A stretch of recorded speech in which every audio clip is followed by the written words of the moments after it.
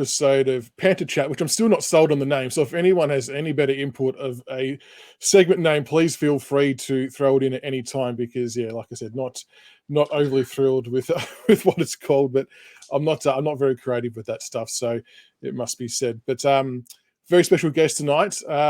Undoubtedly the pioneer of AFL content creation as we know it today. 81,000 YouTube subscribers, 35,000 Instagram followers, 75,000 on TikTok, and 3.4 thousand on Twitter. If you don't mind, Caden MacDonald, welcome. Chris, thanks for having me on, mate. I appreciate you reaching out, and can't wait to have a bit of a yarn with you tonight.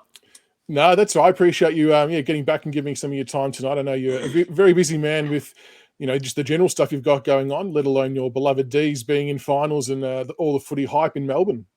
It's the best time of year once spring comes around, and you can feel it in the weather. Even though I'm pretty sure tomorrow at the G it's going to be wintry conditions, and I think Friday's going to be worse. So we aren't quite going to experience that sort of finals weather for the first week of finals, but it's a great feel, especially around Melbourne this time of year. So happy to hop on.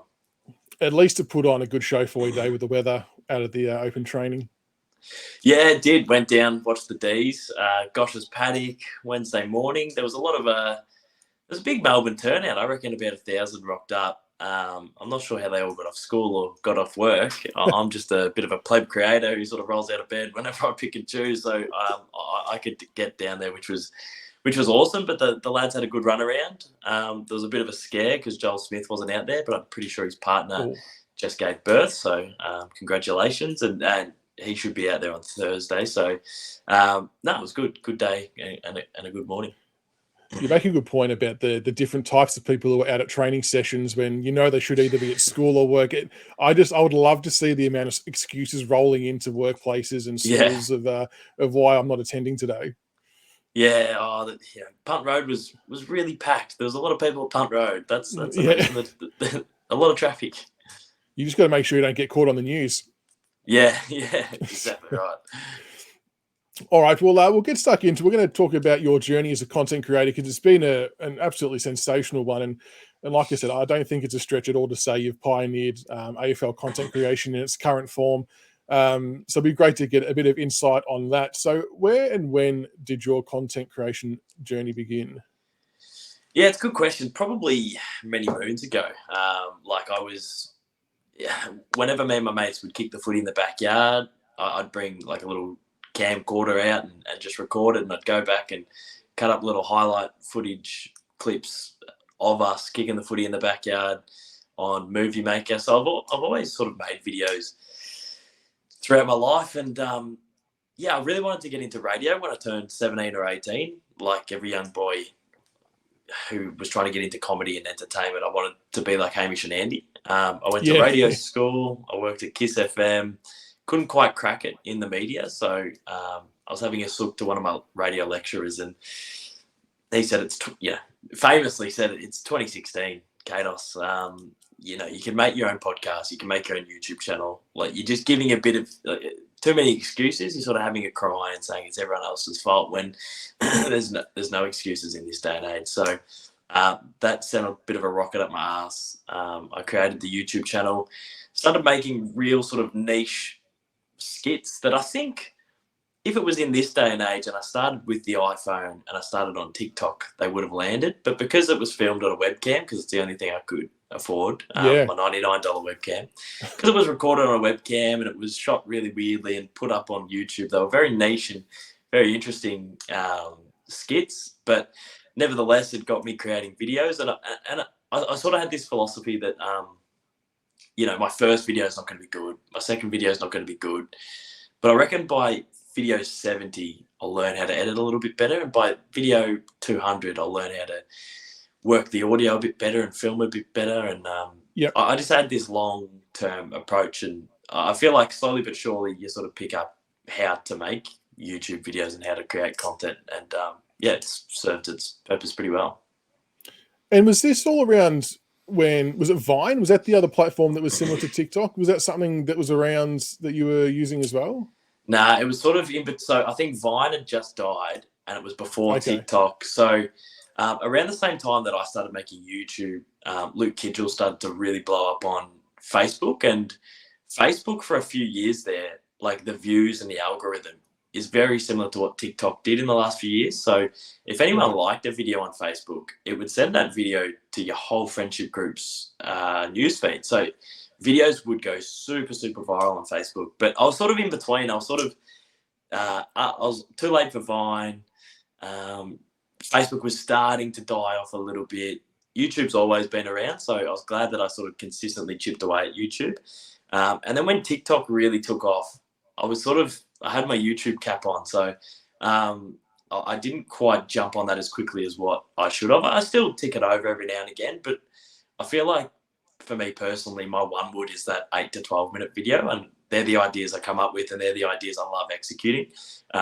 So I'm glad that YouTube sort of stood the test of time, but as you would know, like these platforms evolve. Like it would have been crazy for me to tell 2016 me or 2017 me that not only do you have to make a YouTube video, but now on YouTube, you've got to cut that down into 8 shorts, turn it vertically, and put it on YouTube as well. My brain would go, like, that just sounds pointless, but it's just crazy how all these platforms evolve.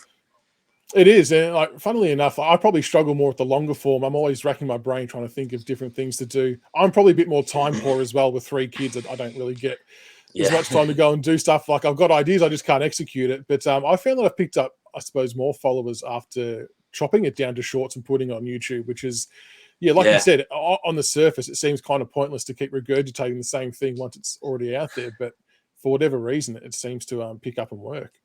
Well, and YouTube, they're going to encourage that even more. I saw on Twitter maybe a couple of weeks ago that now on YouTube, when you put a short up, you can put like where the sound would normally pop up, like all the music, like that link that you can normally click. You can put a link to the original long form piece of content. So you can make, you can make your 8 to 12 minute video and then cut that down into shorts. They can penetrate a different algorithm, and you can have a link right there for them to click it to circle them back. So link it back. That's good.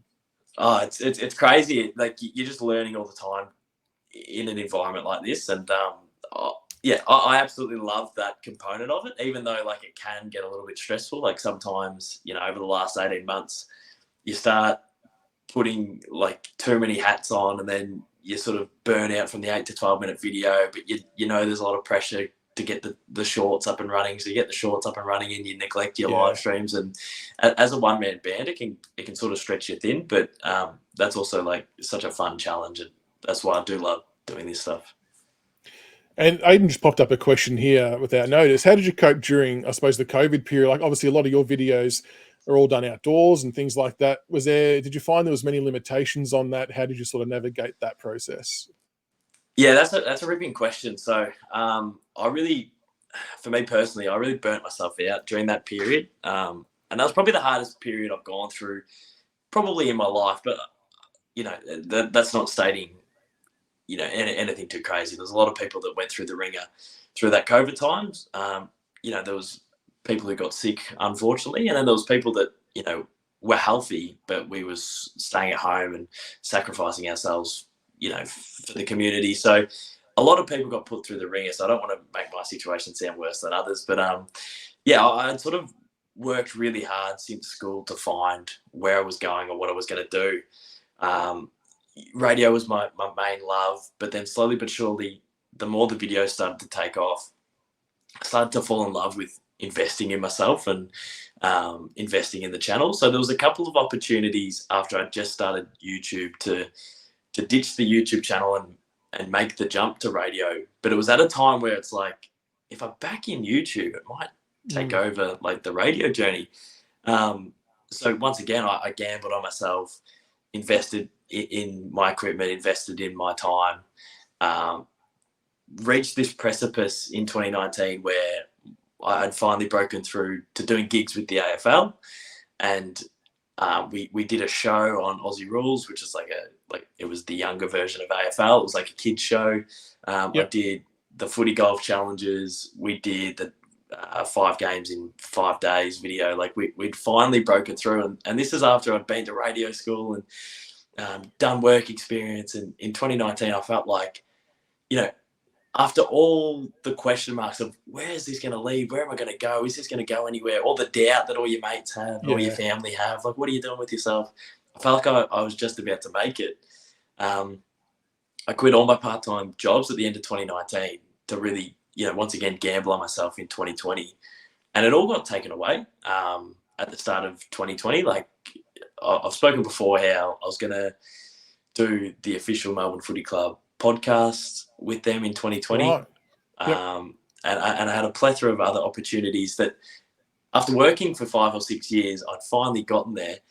And then when that all got taken away, my mindset was like to work harder. So I started producing, there's sort of like a month period where I started producing 8 videos a week, which was more than one a day. I was doing live streams. I was trying to compensate for the lack of footy action because the footy season got put on hold, I think for 10 weeks or something. Like we played round 1 and then for 10 to 12 weeks, like 3 months after enduring a whole summer, I had to wait another summer. And normally I don't make much content. I sort of hibernate over summer. So I had to hibernate again. And I said, oh, no, stuff this. I'm going to make double the amount of content. So throughout all of 2020, I stretched myself too thin. It was probably the first time I ever experienced burnout at the end of the year. And it probably took me the 2020 to 2021 summer to refresh myself. Going into 2021, I probably had one of my strongest years on YouTube. Once again, handling the lockdowns and making content by yourself. Obviously, some people who watch would have known that I did a lot of content with one of my best mates, Austin Cookson, in 2019. And then when there's lockdowns and you can't work together and you can't be in the same room, I had to learn to sort of make content by myself in 2021. I felt like I finished that year off really strongly, but that burnout has left like a permanent sort of scar on me where like I now really want to balance what I do. Considering I'm a one-man band and you're sort of juggling the admin and the editing and the filming, ever since like those 2 years where I was just absolutely fried, I now sort of pick and choose what I really want to put my energy into, and I'm still working out how that looks. And potentially on reflection, I haven't probably put enough output this year. Like I sort of look back and go, I have conserved some energy, but looking back, it's probably not my proudest year content creating, but I'm still just trying to find the best mix of how I can go going forward. So to wrap up that question about COVID, it was pretty difficult, but it taught me a hell of a lot. So I don't know. It was a good year and a rough year in the same sort of vein. And the fact you took those learnings from it, and I think it's fair to say now the videos you do produce, they all hit. I don't think there's really any misses really. So I think it's held you in good stead. Yeah, well, that's the years of like learning from your audience. Like I guess you get feedback all the time from your audience, which is savage. Like I got told the other day that I need a new shirt and a new haircut. You go, okay, I'll sort of put that in the potential pile. And then sometimes you get told that, this video is a little bit too long or the intro was a bit boring. And as much as it's brutal, it's great feedback. So I suppose doing it for 6-7 years, like the amount of misses you'd have early was so many. And that's why you make 5 videos a week. That's why like you go through that come up stage where you're riding this wave of momentum and all you want to do is create, and you're just learning on the job what works and what doesn't. So I've gotten to a point where I know what'll work now and they take a lot of effort. So, and then I also know on my channel at the moment, it's like I can put little filler videos to buy myself a week or two, but I'm at a stage where I'm starting to get sick of the filler videos that I make. So it's almost like to make a year's worth of videos that I love, I put out like a third of the videos that I put out. And then, I don't know. It's just about finding the balance. Ever since COVID, like that question asked, it's all like, for me, it's just all about finding the balance of what works for my channel. I suppose I'm probably at the other end of the scale there. Like you said, I'm just trying to put out bits and pieces and just test the waters in different areas. So it's hopefully to land one day on something that keeps working. But I mean, for a little while it was AFL 23. I know you, myself, and Dean were the lucky ones to go in there, but then that's kind of bitten us all in the arse a touch with content, so we lost out there. I was yeah, I was a bit gutted about that, to be honest. I love those games. Like I love AFL 7. I flogged AFL 23 or AFL Live or whatever it was called, and then the next year they made AFL Live 2, and I was so pumped, and it was like 10 times worse than AFL Live 1. It did. I think it went from PS3 to PS4, but it got worse. It was really weird. And then AFL Evo came out, and it was sort of AFL Live 2.0. And then AFL Evo 2 came out, and it's probably the best AFL game I've played. The gameplay and everything, like the buttons, I really enjoyed. It was probably just the graphics were probably 5 or 6 years off a FIFA and a 2K, which I know we probably shouldn't compare these games that we love to. So then when we got, for me personally, when I got the chance to check out AFL 23, I was like, oh my God, like the graphics look great and the animations look great. And this is all we've been crying out for. But while I was in there doing my video that I put out, I couldn't get the buttons down pat. So I was missing handballs and I couldn't tackle and I was missing kicks. And I wanted to showcase the game as best I could. And I just I only got to play 1 or 2 games. I didn't really get to learn much and I didn't really get to film much. And the first time I filmed, it didn't work. So I had to go back in the day I put that video out to get some more footage. And it was a little bit rushed, but I was happy to do it because I'm just such a massive fan of these games. Yeah, for sure. And I couldn't get the buttons, and I put out what I thought represented the game the best, but also represented myself the best. I didn't want to put out videos of me missing handballs and looking like an idiot. So there certainly was editing for my video, but it wasn't to mislead anyone. It was just to make my video look good, like look half decent. Otherwise, there would have been 5 minutes of me handling it to the ground, and everyone would have been like, "Well, this was a bit boring." And that's what it was like on the launch night, wasn't it? When playing, none of us really knew what we were doing, and so anyone watching thought, "What are these dickheads doing?" Like no one can string a pass together. So then when the game actually came out, and it was significantly more broken when it first came out than what it was when I played it. Like when I played it, it was pretty, it was pretty well put together, but it was still a bit clunky. But when I played it on the first night, like the crashing and the AI or the sort of the computer opponent that we played wasn't quite working. And the backlash I received from that was like heavy as. Like people were saying that, I don't really need to go into the conspiracy buffs that were going a bit mad about it. But to be honest, like I don't know how you feel, but I was pretty disappointed because I was sort of banking on my year, sort of like maybe 25% of my content this year was going to be AFL 23, and I gave it a few goes, and I've even tried to play it recently, and I won't put a line through it. Like I definitely still have AFL 23 ideas that I do want to give a go, but I've played it even recently, and I still just can't really wrap my head around it yet. Like it's still a little bit clunky. The gameplay's still a little bit off. I loved in AFL Evo 2 how you could go in end to end and you could just string handballs together. You could draw the defender up and just string this beautiful play of like almost Collingwood-esque rebound footy. And I can't string like 2 handballs together on AFL 23. So I almost find it too frustrating to play at the moment.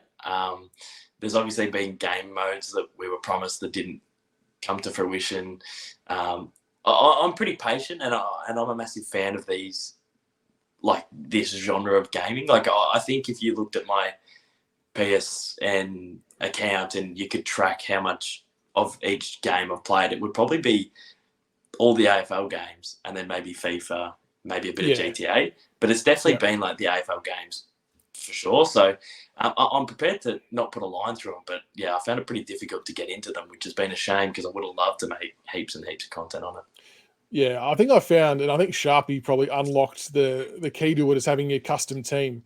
That's where I found the most enjoyment, just with the management mode not fully pieced together yet. But and I've probably had a different experience because I've got it on PC, and I know a lot of PS5 users have had very big different experiences to what Steam had. But hopefully we get Pro Team soon. But I suppose we'll have to all just wait and see.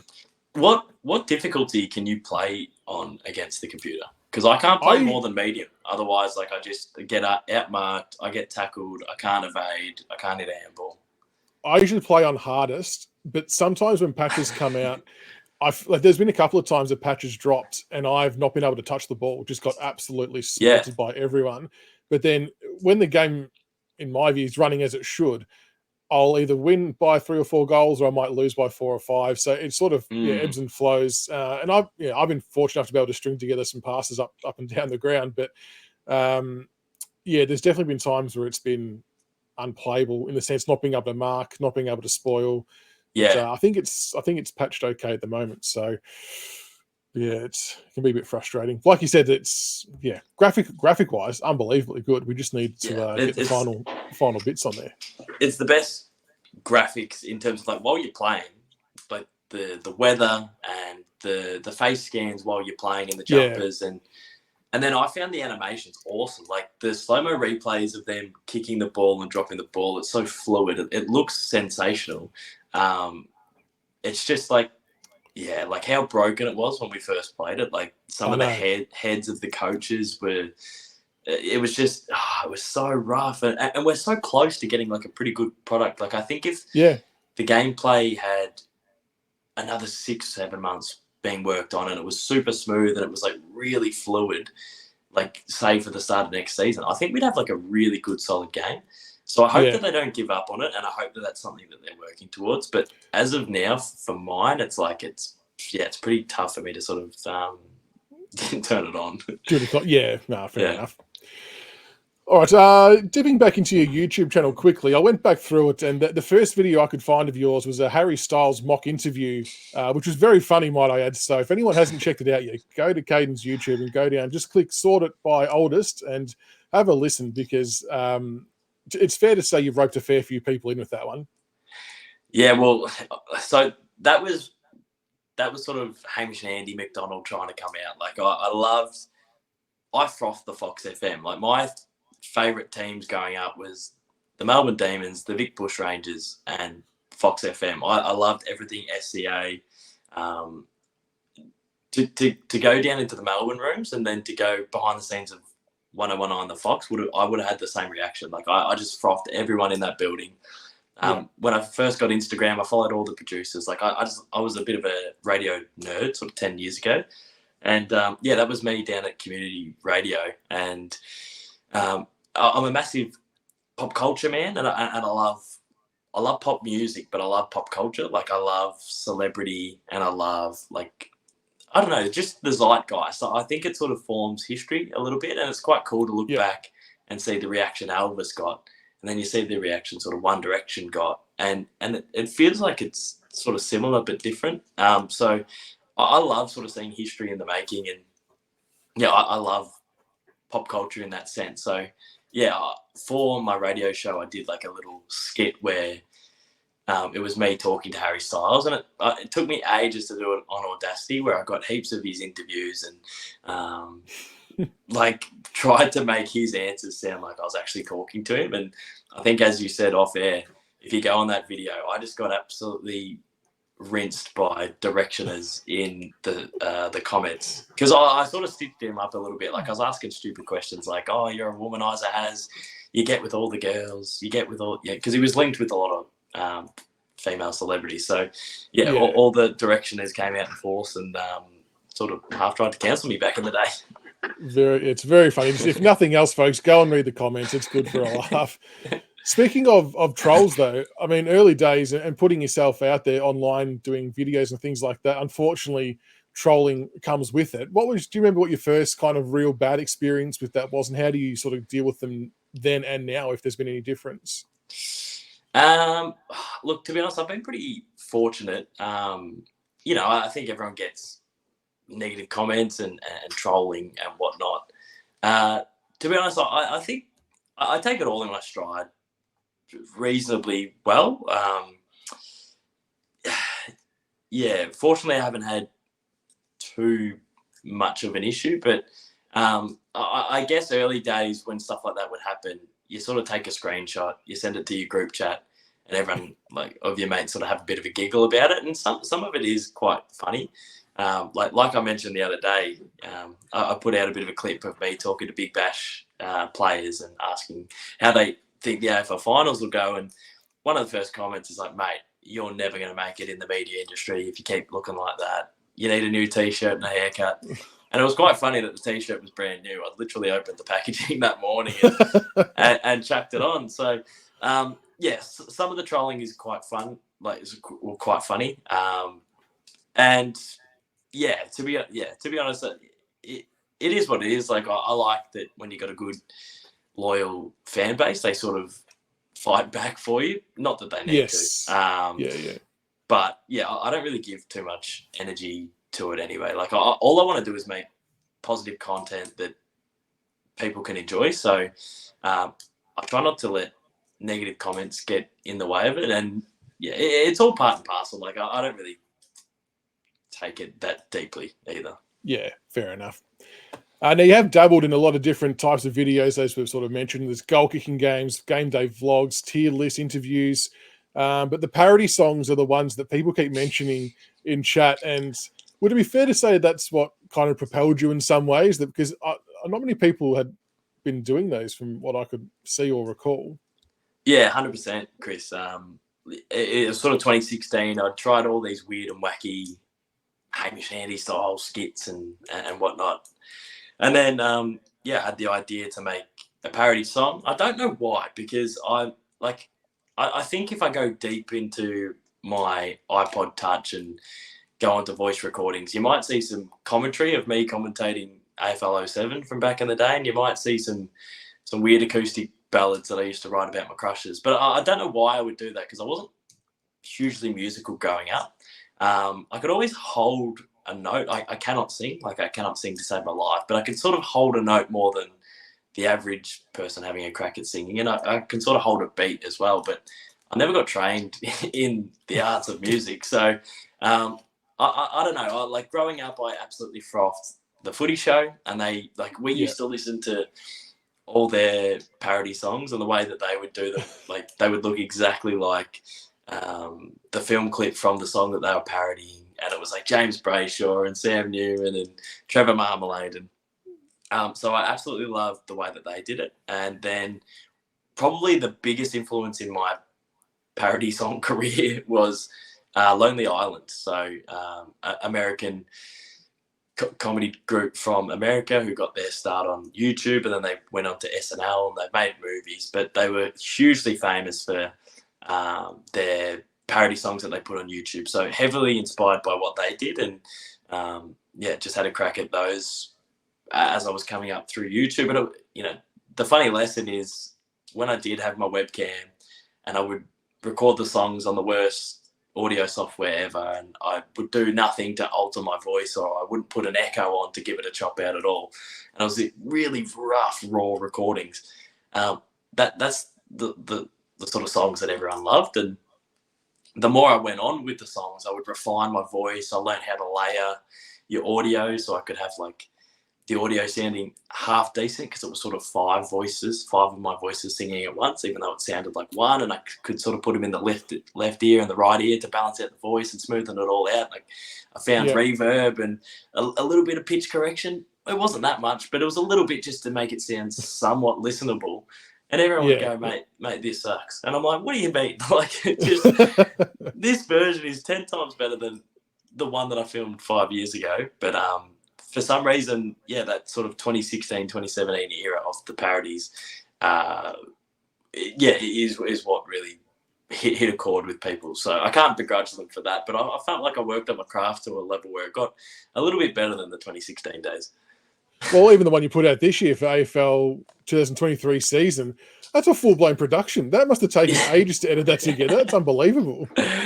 Yeah, so, they do. And I found like a little bit of a rhythm with them where, for me, there's like a bit of a compromise. Like I feel quite confident rapping because you don't have to hold a note. And I feel like I can include more jokes if I rap. But once again, it seems to be like the ones where I'm singing and I cannot hold a note and it's a little bit slower, but the punchlines you sort of come a little bit less frequent. People seem to love. So I don't want to be that one what's the saying? I don't want to be that one trick pony. I don't want to, early days I was the parody guy. So then I started making, Yeah. I'm like, I don't want to be the parody guy. So I made goal kicking challenges. And then everyone was like, oh, you're the goal kicking challenge guy. I don't want to be the goal kicking challenge guy. So I made vlogs. And then, oh, you're the D's vlog guy. And so then I made live streams. You're the live streams guy. So then I made podcasts. And that's what I think, like, that's probably what strengthened the channel the most was I'm not a master at any of these things. Like, there's people out there that can podcast better than me, that can stream better than me, that can game better than me, that can vlog better than me, that can kick the footy better than me. But I can sort of do all of those things half decently. And that's something that I'm quite proud of with the channel. But it got to a point with the songs. I don't want to be a one-trick pony, and I feel like I've done them. Like I've sort of done them to a point where I don't know if I want to do them again. Maybe I've got one more ballady song in me, but I've really enjoyed like experimenting with original music as well. But I don't know. It's a real tough one. Every year I go, I'm never doing them again, and then I hear a song and I rhyme something with BT, and I'm away again. So who knows? Surely, if the D's win the flag, you'll be breaking out a song of some kind. That's the comeback. That's the comeback song. Well, I've already got it. Yeah, you're probably right. To be honest, I'll make a whole bloody 5 album if the D's get up and I get to see it in the flesh. But I do have one that I recorded like 18 months ago that's been sitting on my files and my folders, and it's an original song. And I'm tempted to bust it out in the next couple of weeks because all I have to do is put together a music video, which would only take me a week to do. But it's just so niche. It's the nichest thing I've ever written in my life. It's like a trap rappy flex song, but the whole, like, all the analogies and all the flexing is about Specky McGee.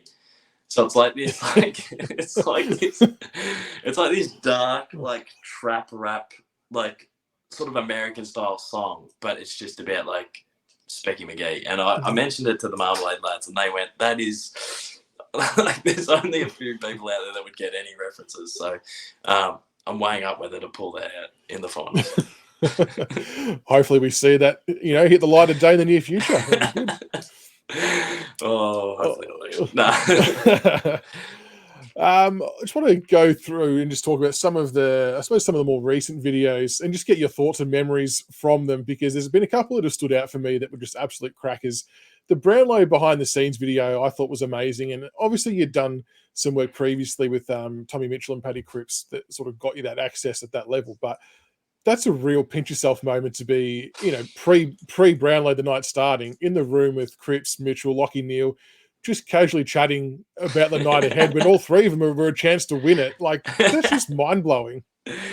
Yeah, what on earth am I doing there is a great question. So I'd done some stuff with Tommy Mitchell. He obviously has his company Ball Magnets, where they're trying to make content from elite athletes that little kids can watch and sort of learn the drills and the tricks of the trade, which is really awesome. And they do a lot of like vlogs, and they like to give a lot more access to athletes, which I think is really impressive. And like some of the stuff that Rob Vlogs has done and other, you see Will Schofield firing up the potty, you see Dill Buckley firing up the potty. Like, it's really cool to see athletes give themselves, especially to their fans and, to social media. So, yeah, I think it's great to see what Tommy and Mitch has been doing. They wanted us to do some questions down at the Brownlow red carpet, which was an awesome opportunity. I had been on the red carpet in 2019 with the AFL, but it was crazy to go down there again. And then obviously, like, they wanted to film like a behind the scenes vlog, and I got to use some of the vlog for a vlog myself. So we went up and just had a chat to Cripper and Lockie Neal and Tommy Mitch. And I'm not massive on like this year I am but normally I'm not massive on the Brownlow.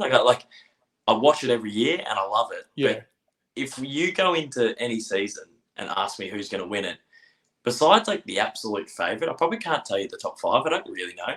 So I didn't really know that Cripper was a huge shout. Like, I knew that he was in and around it, but I didn't realise that he was like a massive chance to get it done. I thought Lockie was probably a bigger chance while we were in that room. Yeah. Like while we were chatting, I thought out of the three, Lockie was a chance to win his second. I think he might have come second, but as the night unfolded and we knocked out the vlog and we went to the red carpet, we then went to Dill Buckley's Liz Clogger's event afterwards and watched the Brownlow. And after Paddy Cripps won it, I sort of, it did dawn on me that, oh, geez, like we were in the in the hotel with him just having a yarn. So, I'm probably never going to forget that night ever. Tommy Mitch, he's been unbelievable for us. Like, he probably legitimised my YouTube channel a little bit by giving us a chop out. I'd done stuff with other people on their channels, but I'd never had, like, many AFL players come on my channel before Tommy Mitchell did at the end of 2021. I don't think I had a AFL player on my channel before then. So for him to come on, it just sort of meant the next time I asked athletes or players, I could sort of show them the work I'd done, and it made it a bit more familiar. And so I really do thank him for that. But he puts his neck out for us a lot. Like, there's a lot of times where we've had access to the club or access to the Brownlow, and it's not like a management doing it and helping Tommy Mitchell out. It's sort of like him running the show for Ball Magnets. He really cares about it. He really has pride in his content, and he really wants to give us opportunity. So after the Brownlow had concluded, we were sticking around Crown because that's where the List Cloggers event was. And Tommy Mitch was like, oh, mate, how good's this? How good's the content going to be? We'll try and get you a chat with Cripper afterwards. And we're like, oh, yeah, whatever. Like, I think we've got enough, but if we could, that'd be awesome. And then Tommy Mitchell sort of sent another text and said, I'll get you in the after party. And we went, well, you're not going to get us in the after party. That's ridiculous. So myself, Rog, who works on my channel a lot, and he does his own stuff in the AFL space, the Shep mates, and then I don't know if you've heard of Jamo and Dill, but they're a big podcast from WA and they're huge on TikTok. We were just thinking a couple of lemonades in and around Crown and just cruising, and Tommy hadn't replied to us for about 40 minutes. and like, we just conceded. We're like, oh, that's fair enough. We'll have a few, and then we'll hit the hay. We had a hotel just across the river there. And then all of a sudden we see, I think it was James Sicily and maybe Warple and Tom Mitchell all floating through Crown, and they walk straight past us, and Tommy goes, come with us, boys. You're kidding. So he took us to another part of Crown, and there's like this other, it's not like a red carpet, but there was like a carpet and a media wall and security at the front. And he's like, they're with us. There's about 6 of us. And they go, yeah, no worries, Tommy. You've won one of these. So, through that night and through working with Tommy and giving him a chop out and getting that vlog done, I didn't quite bring the vlog camera in with me, but we got to go to the Brownlow after party. And you walk in and it's the whole AFL, it's like the whole industry. So you walk in, the first 2 people I saw was BT, Razor Ray, and then Toot Miller walked past, and it's like your eyes can't fathom that many characters that you know. It's like it didn't really make sense. We didn't hang around too long. Rod started to have quite a great night, but I think we had commitments of producing the next day, so we were in there for a couple of hours. But probably one of the craziest nights I've ever been a part of. Oh, it's so good. That's good that Mitch is happy to reach out and help out where he can. It's it definitely did sort of elevate your channel in a big way, which has been good. Yeah, for sure. As I said, I'd been doing it for 5-6 years, and I'd never had an AFL player. I don't believe on my channel. So for him to once again be at the forefront of what he's trying to do, but also give us a chop out, has been massive. And we play the Pies tomorrow night, and as much as I definitely want the D's to win, there's no question about that. There's a small, tiny part of me that knows that if we can't get up and we lose to the best team in the comp, there's Tommy Mitchell on the other side. There's Jack Ginnivan, who we've done some stuff with as well. So as much as I'll be bleeding and seething and I won't be able to recover until the semi-final, if we do drop the game, I will be happy for those blokes for sure. And it is super hard to get current players onto anything. Like, for my Richmond pod. I've not been successful in getting a current one yet, but I've had heaps of the past players. They're always happy to come on and talk about their time playing the game and things like that. So, no, you've done really well to get the current crop on. So hopefully you get plenty more of them in the future.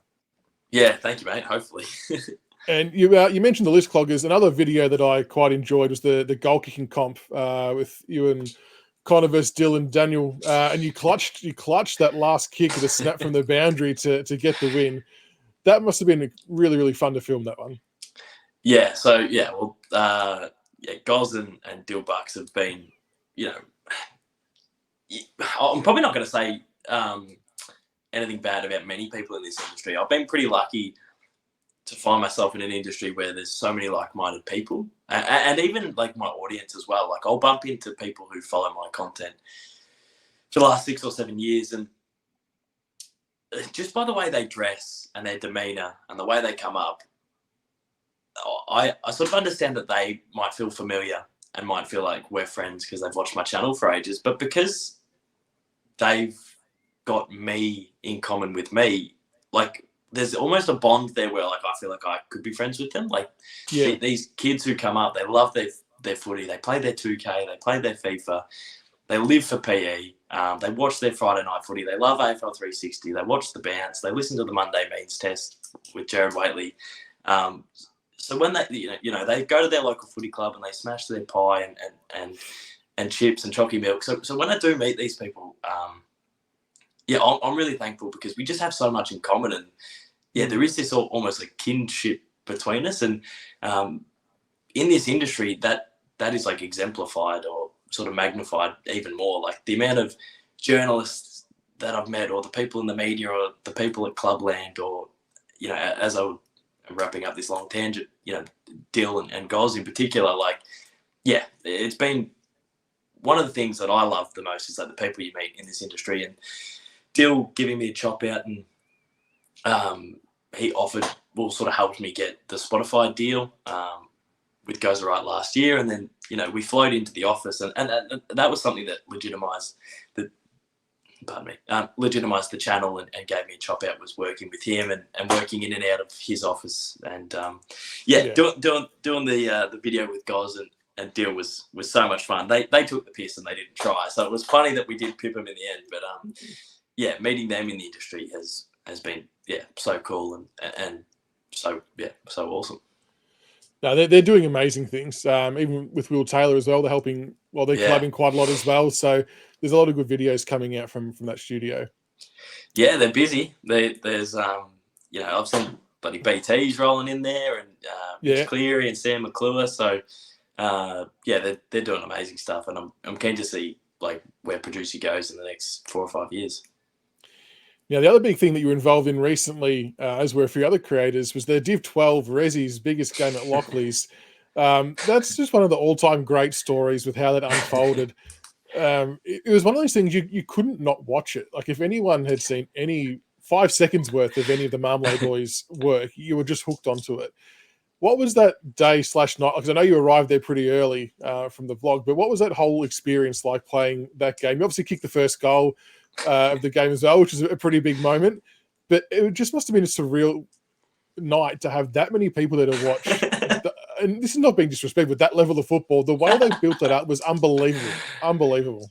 Yeah, sometimes I talk to the Sheps or I'll talk to Connor, and I'll mention what I've gotten up to for the day. Like Rogie, he works, like he's obviously got his show at the AFL at the moment on the Slice, and he does bits and pieces sort of with everyone and collabs with everyone, but he also works full-time days at like a factory every now and again. So there'll be days where Rogie's out at the factory and he goes, "What do you get up to today?" And I said, I filmed some trick shots for a couple of hours. I then went and did a live stream, and now I'm out filming something else. And they're all bizarre. Like it might be like, I filmed some trick shots and now I'm drinking chalky milk, and tonight I'm hopping on a lot, I'm playing some AFL Evolution.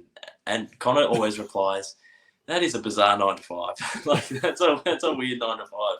So I guess flying over to Adelaide when Checkers sort of pitched it to me, I was in straight away, but I was really concerned that we were going to sort of disrupt the season because it was a legit game in this league. So I was a bit nervous that we were going to roll in and this other team was going to be quite angry and there's going to be people over the fence going, oh, you're bringing our league into disrepute by just bringing all these random people in. But the whole thing was done really well. Like the opposition loved it.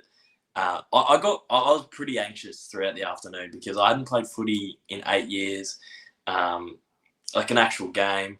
And I got really nervous that, you know, it's a game of local footy. I've never played local footy. I played, obviously, footy from 7 till I think I was like 19 when I stopped. So 12 years of footy, but I never played like local footy where people are drunk and they're heckling you. So I got really anxious in the afternoon that I was going to go out there and you know, I'm this blow-in who rocks up, thinks he's cool, got the Instagram followers, and people were going to just think I'm a bit of a dickhead. And, like, the second I marked that footy, I've never felt that much love in my life. Like, everyone was coming to the huddle at quarter time. And once again, I thought local footy, oh, get a kick, you dickhead, you're a loser, MacDonald. Like, for some reason, I was just envisioning like a little bit of banter. And everyone was coming up like it was like a school footy game and the whole school had turned out. Everyone was like, come on, boys, you can do it. And I'm like, we're 40 points down. Like, we're kicking helicopters to each other. I'm not sure we can do it. But everyone was like, come on, lads, you can do it. You can get back in it. And, like, the whole town and the whole club was so supportive. And in my head, I thought, you know, they're doing a live stream. They've never really posted on YouTube before, the Marmalade lads. I know we did talk it up heaps. You know, Checkers was doing press for it all week, which is just genius. Like, the man is an absolute animal in that space. But I was sort of thinking, you know, if they can get sort of 10,000 total channel views on the live stream after it's all said and done, that'd be a great result. And I think we came off at the end of the game and it was sitting at like 25,000 before it like, even got turned off. And it just exploded. And we scrolled through TikTok and the clip of Shrey's goal had like 10,000 likes next to it before, you know, we'd even gone upstairs and had a shower and gone upstairs to the club. Like, it was going viral. There was just clips going viral. And that next week, like, it was probably the thing I got noticed the most for. Like, people were coming up and like, oh, I tipped 12 ressies. So I'm like, yeah, I got me 2 kicks and got out of there. So, yeah, that whole, like, I'm glad I didn't miss it. Like it was one of those things that next year, if they do it or if something like that happens again, it'll be cool and it'll probably go to another level, but it won't have that cult following or that moment. Like, when I was talking earlier about how I love pop culture and I love history and I love the zeitgeist, like, there was nothing more sort of pop culture-y in this YouTuber AFL creator space like it. Like, that'll last the test of time and that'll be remembered for a long, long time. It was just such a positive event all round, and I even have Robbo there coaching. What was that like having Robbo there? He's a bit of a loose unit. It was good that he was himself. Like, he wasn't trying to be something he's not. I think that made it a lot more enjoyable viewing experience. Yeah, I think Coach Robbo had a couple of lemonades throughout the game and a couple of lemonades at half time, and but that's what it's all about. And, you know, super giving. Like, we were, not to exaggerate, but we were getting absolutely mobbed. Like, it genuinely felt like, you know, it's grand final day or grand final week and we're at like a captain's run. Like, when we came out to the ground for our warm-up, the line of people wanting high fives and the flashes from the cameras and the phones, like, it was like, it was just ridiculous. But yeah, like, the way Robbo gave his time and, you know, the amount of selfies he gave, and after the game we were all out on the ground just taking photos, and Checkers gave every sort of garment he had on him out to all the kids besides maybe his pants. You know, the kids walked away with a Checkers mouth guard, a Checkers boot, a Checkers sock. So then he needed more gear because he went back and played. Actually, the Marmalade boys have just popped up on TikTok saying, "Kados, give us a wave." How are you, boys? Welcome, Marmalade boys, on TikTok. No, that was an unbelievable. And, you know, you were right there front and centre for Australia's first goal. Shepherding, you were doing the team thing, arms out. Did you anticipate that many people were going to flood the ground so quickly? Like, you were actually next to him when he kicked it, but you still weren't the first person to celebrate with him. That's how quick they were onto the ground. Yeah, that'll probably be the highlight of my footballing career. I think up until that point of the game, I had one disposal. and I was sniffing out for a second. It went out the back, and my eyes lit up at being a sort of crafty, tip ratty, small forward. I thought, oh, geez, I'm a chance here. But we'd all set up, and like it would have been, it was all set up for Australia. Like that moment was all set up for Australia, and even the bounce of the ball, and it was just so perfect. So I ran in. Once he got hands on it, I started yelling at him. You're right, Trey. You're right. You're right. You're right. I'm pretty sure he didn't hear me because he was just panicking with ball in hand, running into the goal square. Yeah, he kicked truly, and then I went to get around him, and I went nuts. I was like, yes, this is elite. So I went to get around him, and if you watch the footage, he gets closed out. It's almost like a wave, like this wave of people close him out, and I just can't get there. Like the doors close on me before I get to him. And then I get sort of bombarded back by like this wave of people. I had chalky milk all over me, and there was beer cans going everywhere. And then I just went, I'm getting out of here. So I ran out of it. And then I turned to Rog and went, we got to go in there and help him, which I didn't do. But what I did love is you see Checkers like bravely just going through all the 14-year-olds and just sort of smacking all the kids out the way. And he gets to Shrey pretty quickly because it's intimidating. Like as fun and as funny as it was, there was no security. All these kids were pretty loose. There's some people older than sort of 17, 18. There's some big boys in there. So, Checkers gets in there, gives him some breathing space, and then that's where you see Shrey, the photo of him like iconic. I love the buddy. Love the Buddy Franklin comparisons as well. So good with the 1,000th goal. Unbelievable night. Yeah. And then he almost tried to steal Jarrah's goal. He cramped up and he almost wasn't going to kick it, and he was just hovering. Well, that man had played.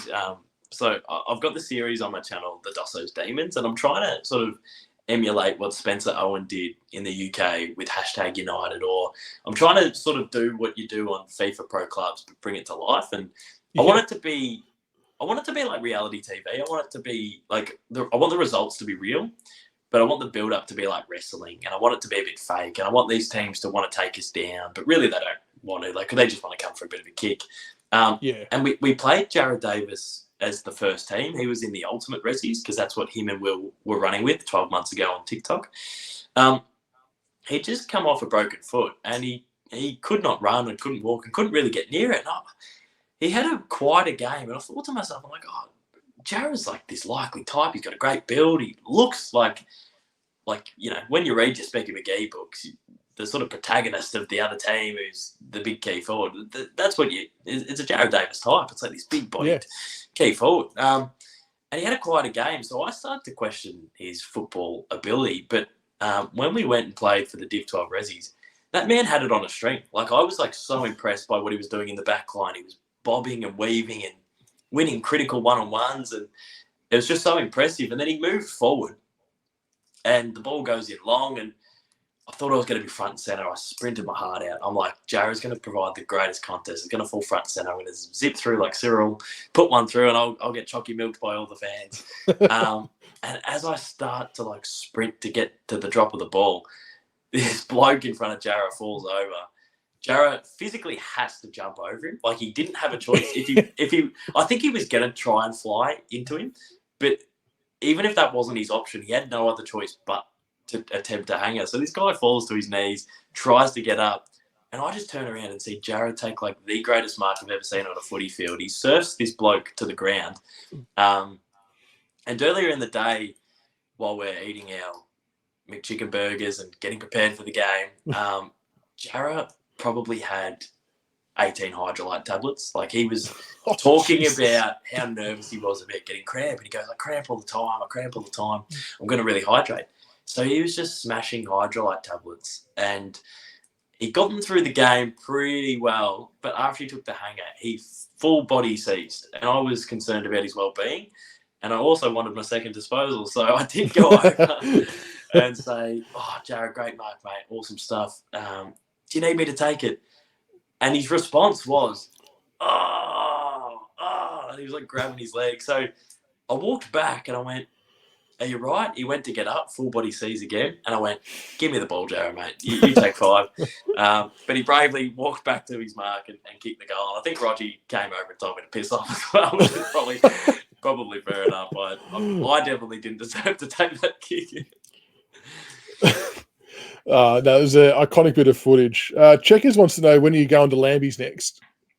Yeah, I've sort of achieved all you can achieve down at Lambie's. Have you been to Lambie's, Chris? I haven't. No, I've seen some footage. It seems like the place to be. Well, the Marmalade boys bloody took over there a couple of weeks ago. But, yeah, that was sort of the spot growing up in Geelong. Being a young bloke, 19, just got my first pair of jeans, got my cool little button up, uni night, $10 entry. Yeah, I gave Lambie's a bit too much of a nudge. And now that the Marmalade boys have moved down and they're doing events down at Lambie's, they're trying to get me to relive my prime. But I just don't know how many more Lambie sessions I've got in the kit bag. Again, I'll refer back to, if the D's get up, I'm sure you'll find a way to get another one out down there. We won't be able to get you out of the joint. Look, if the D's win tomorrow night, I think I might be a sniff to race down the highway. He'll be there, Checkers. Don't worry about it. We'll get him there. So the AFL content creating landscape has grown, I think, quite a lot in the last few years. Seeing a lot more creators doing their own thing now, a lot of AFL-related stuff, a lot of collaboration, which I think has been really, really cool to see. What are your thoughts on the current AFL content creator landscape? Oh, it's so much more exciting than what it was a few years ago. Yeah, like I was inspired by Elliot Loney, who was doing a bit of 9A's stuff on his Snapchat. I loved Alex Williamson growing up, was a massive fan of his. He did his Sweet Dream Team side, and he had other little skits based around footy. So I was heavily inspired by a lot of Australian creators who did footy stuff, but they wouldn't call themselves footy creators.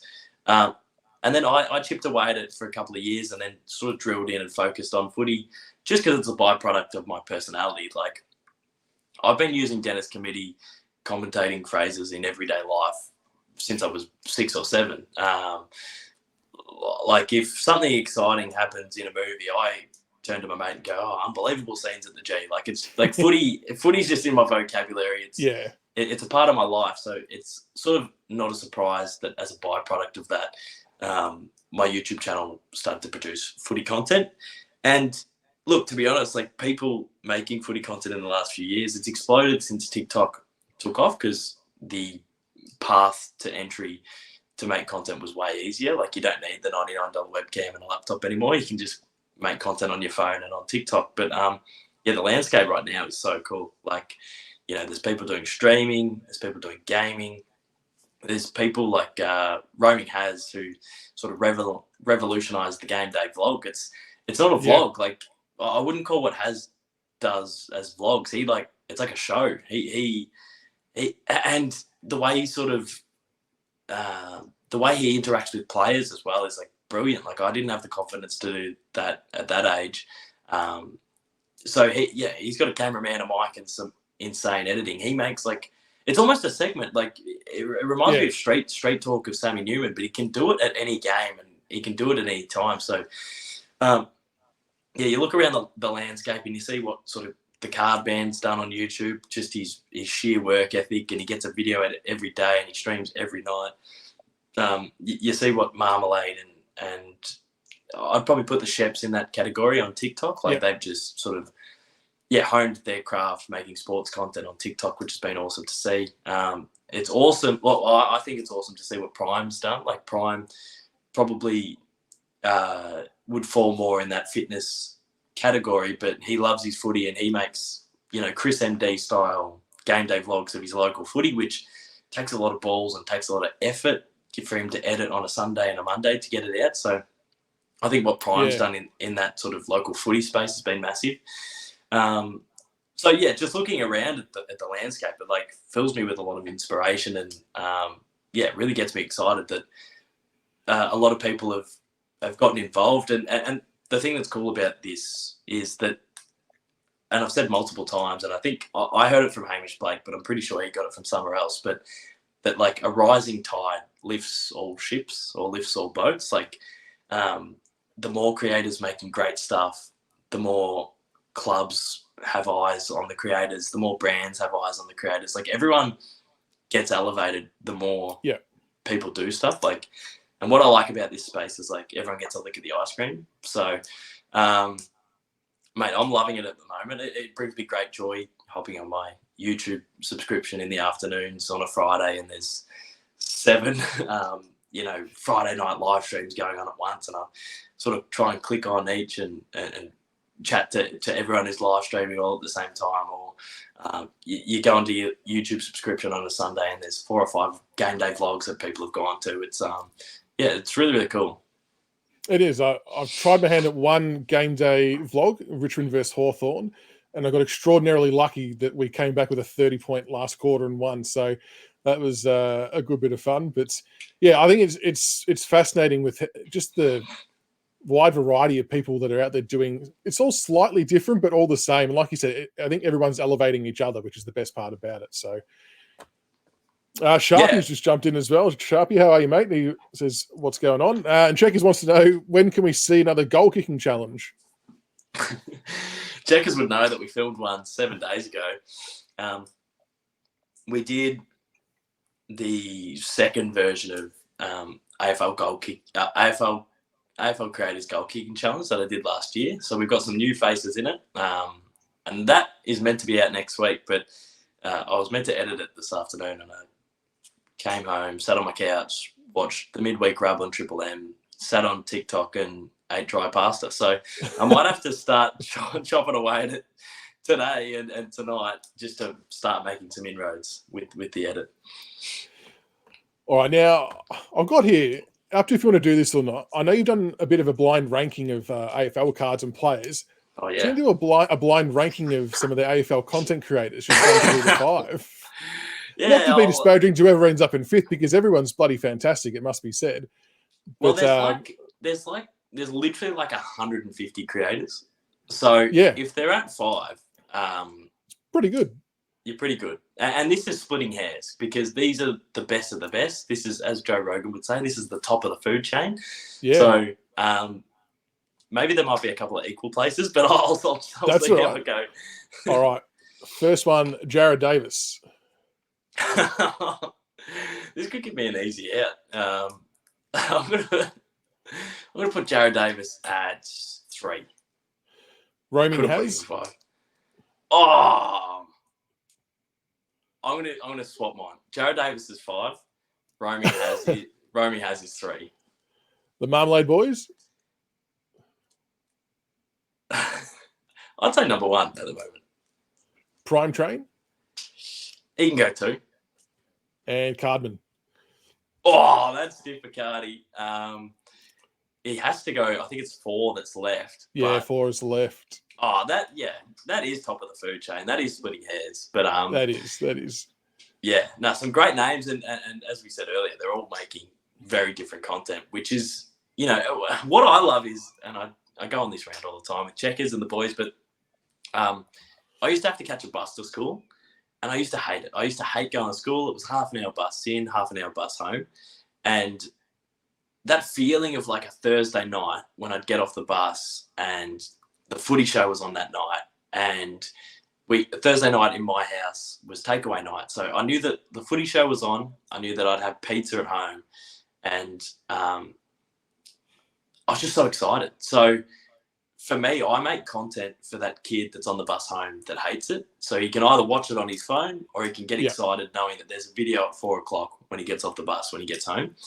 And what I like at the moment is, right now, if that kid is into AFL content, he's got so much to watch. So, I might not upload, or other people might not upload, but there's so many creators uploading that that kid has something to watch when he gets home. And that's something that I've been really enjoying about the plethora of like creators making content at the moment.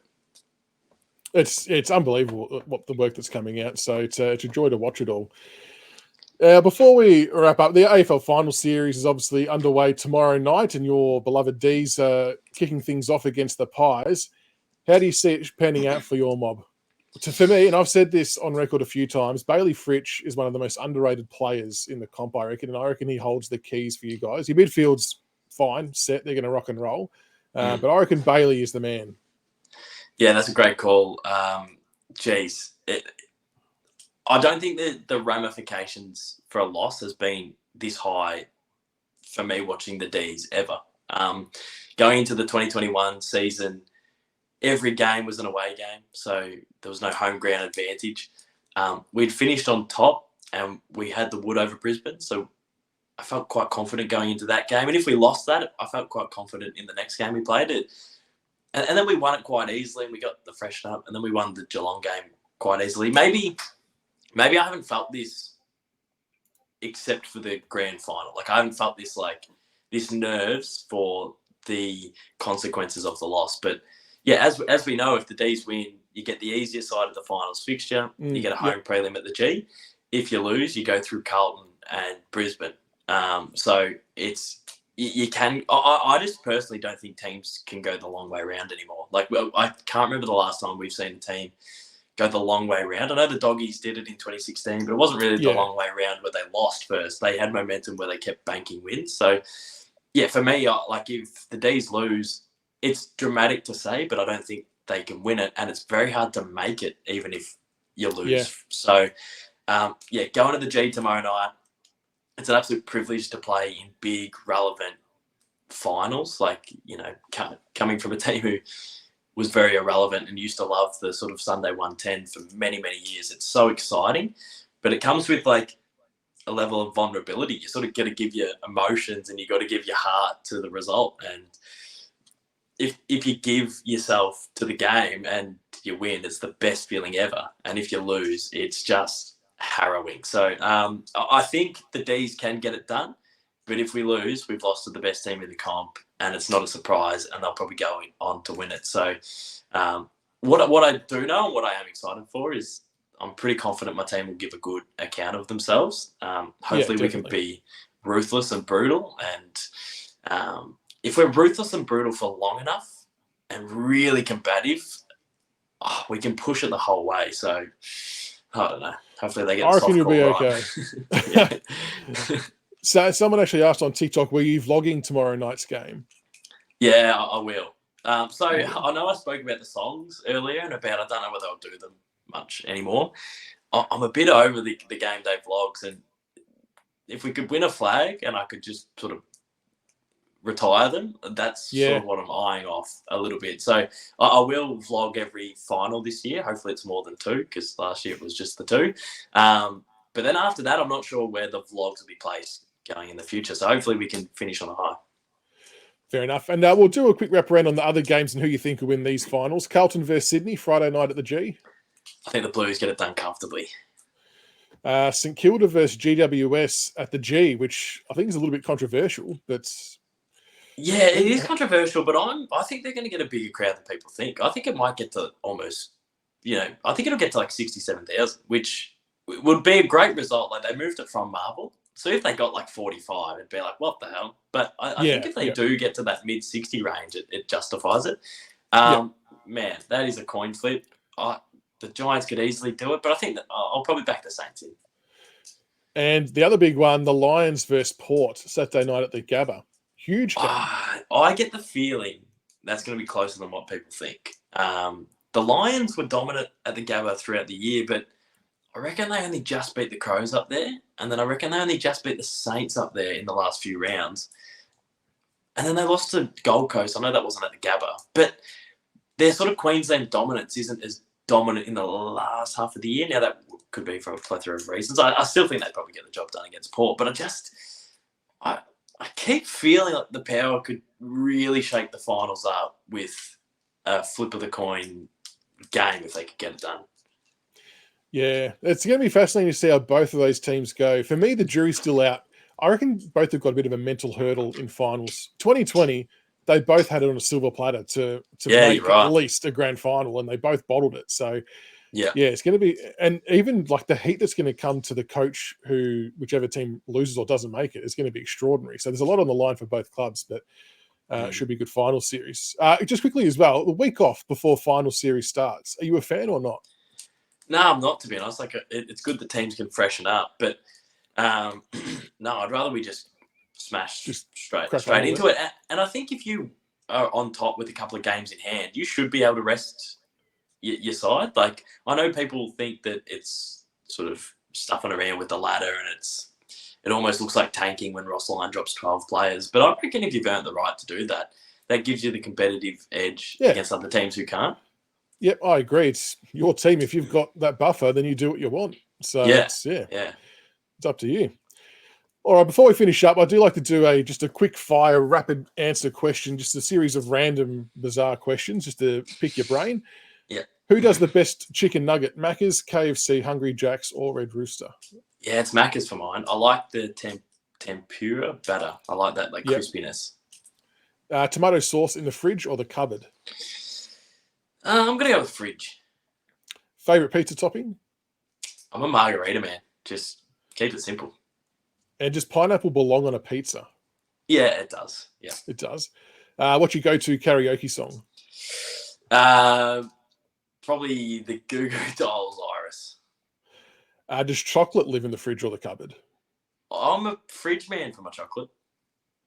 What's your favorite board game? Chess. Where did you go for your last vacation? I haven't really been on a vacation. I'd probably say I went to Meetung in 2021, maybe, and it was a nice little getaway. And the last one, would you rather fight 100 duck-sized horses or one horse-sized duck? 100 duck-sized horses. I think. Fair enough. Yeah, sure, I can hold my own against those. Oh, hang on. Jared's just popped into the TikTok chat. What are you going to... And Jared's actually scheduled to come on I've got to get back to him at the time slot to come in a couple of weeks. But he said, what are you going to do when the D's lose, Dos? He's getting stuck into you. Well, this is the 5th place creator of the top 5, which he might have missed that. We'll play that back to him after. Which we found out in dramatic circumstances earlier in the night. What am I going to do if we lose? Man, I know he's teasing me, but I just don't want to go out in straight sets again. I'll be able to find some deep resilience within myself to front up next week, which will probably be against the Blues, and we all know how close those games have been the last few times we've played them. But if we go straight sets again, it's a legacy tarnisher for this group. I went a bit David King mode there and just got a bit of clickbait out there. Yeah, a bit of clickbait, yeah. And with that, that'll wrap it up for the night. Caden, thank you so much for joining me tonight. For those who haven't been to Caden's channels already, make sure you get around him on YouTube, Caden MacDonald, and on Insta, TikTok, and Twitter, Kados38. Make sure you go give him a like, subscribe, and get around all these videos because they're all fantastic to watch. So, Caden MacDonald, thank you so much for joining me tonight, mate. Really appreciate your time. Good luck with the D's tomorrow, and I look forward to seeing all the future content that comes out from your channels. Thank you, Chris. I really appreciate you getting me on. Hopefully the D's can go a bit Tigers mode and win 2 and 3 years. Yes. But big game tomorrow night, and I can't wait to go and cheer the boys on. Absolutely. No, I appreciate your time. Thank you again. Thank you, mate.